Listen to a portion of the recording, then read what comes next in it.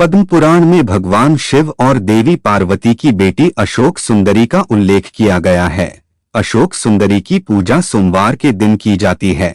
माना जाता है कि आर्थिक स्थिति ठीक न होने पर अशोक सुंदरी की पूजा करनी चाहिए। इससे आपकी आर्थिक स्थिति बेहतर होती है और जीवन में सुख समृद्धि का वास होता है। आइए जानते हैं पद्म पुराण के अनुसार महादेव और देवी पार्वती की पुत्री अशोक सुंदरी के जन्म की कहानी। अगर वीडियो अच्छी लगे तो लाइक सब्सक्राइब करें और बेल आइकन के बटन को अवश्य दबाएं ताकि हमारी वीडियो आप तक पहुंचती रहे। आपने भगवान शिव के बारे में बहुत सी कहानियां पढ़ी और सुनी होगी। आमतौर पर ज्यादातर कहानियों में भगवान शिव, पार्वती, कार्तिकेय और गणेश जी का उल्लेख होता है, लेकिन क्या आप जानते हैं कि भगवान शिव की पुत्रियां भी हैं? मनसा देवी के अलावा भगवान शिव की एक और पुत्री है जिनके बारे में बहुत कम लोग जानते हैं। आज हम आपको बता रहे हैं भगवान शिव की पुत्री अशोक सुंदरी के बारे में। महादेव की पुत्री अशोक सुंदरी के बारे में कहा जाता है कि सोमवार के दिन देवी अशोक सुंदरी की पूजा करने से न केवल धन लाभ के योग बनते हैं बल्कि बंद पड़े व्यापार भी फिर से शुरू हो जाते हैं। इसलिए अगर आपकी आर्थिक स्थिति अच्छी नहीं चल रही है तो आप भगवान शिव की पुत्री अशोक सुंदरी की आराधना जरूर करें। आइए जानते हैं उनके बारे में खास बातें।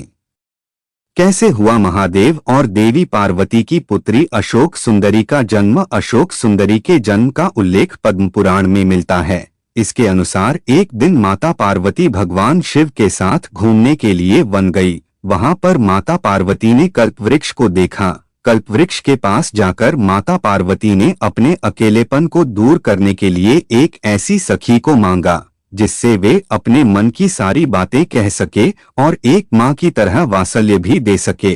कल्पवृक्ष को मनोपूर्ति करने वाला वृक्ष कहा जाता है। कल्पवृक्ष ने माता पार्वती की बात सुनी और उन्हें एक पुत्री प्रदान की। पार्वती और महादेव के जीवन में इस पुत्री के आने से सारे उत्साह और अपार प्रसन्नता का संचार हुआ और देखने में यह बालिका किसी अप्सरा जैसी सुंदर थी, इसलिए इस कन्या का नाम अशोक सुंदरी रखा गया। सोमवार को महादेव की पुत्री अशोक सुंदरी की पूजा क्यों की जाती है? अशोक सुंदरी की पूजा भगवान शिव और पार्वती के साथ की जाती है। सोमवार का दिन महादेव का माना जाता है, इसलिए महादेव ने अपनी पुत्री को वरदान दिया था कि उनकी पूजा भी सोमवार को की जाएगी। अशोक सुंदरी की पूजा करने के लिए सबसे पहले गंगाजल और शुद्ध जल मिलाकर शिवलिंग को स्नान कराएं। शिवलिंग में जिस स्थान से बहकर जल निकलता है उस स्थान को अशोक सुंदरी का स्थान कहा जाता है। इसके बाद अशोक शिवलिंग पर चंदन का तिलक लगाएं। अशोक सुंदरी वाले स्थान पर भी चंदन का तिलक लगाएं। अब शिवलिंग पर बेलपत्र, फूलमाला अर्पित करें। इसके बाद अशोक सुंदरी का ध्यान करते हुए अपनी मनोकामना अशोक सुंदरी को बताएं और उन्हें पूरा करने की प्रार्थना करें।